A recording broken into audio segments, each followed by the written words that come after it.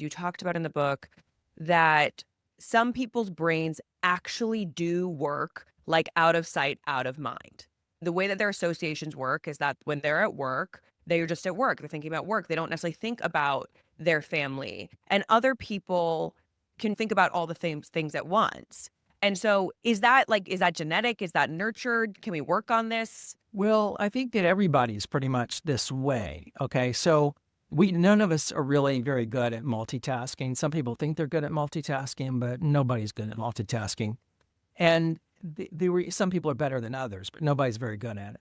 So, but where we all can get deep into our own thoughts and overlook things that are in maybe the most important thing in our lives to us.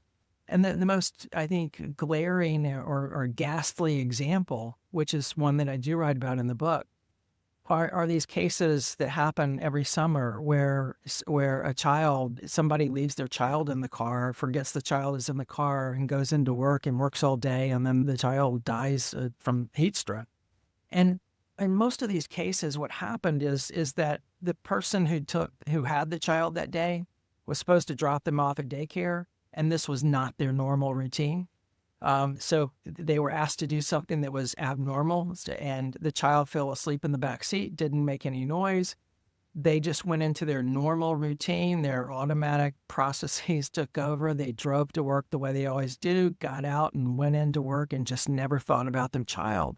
And that is not an indication that they don't love their child. Right. It's just the way our brains work. And so the recommendation that's always given to people in that situation, if hopefully they can remember, is to put your briefcase in the back seat where the child is.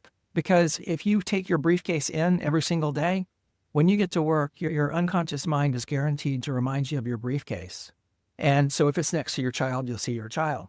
But your unconscious mind is not going to remind you of your child, not necessarily when you get to work, because that's just not part of your routine. So it's like so hard to comprehend in a lot of ways because you're like, oh, this thing that you love so much, you think it would just be at the forefront of your Right. brain, especially as like primal humans, like family and that idea that survival depended on you staying with your tribe. I get, we understand it like scientifically. It's hard emotionally, I think, to grasp.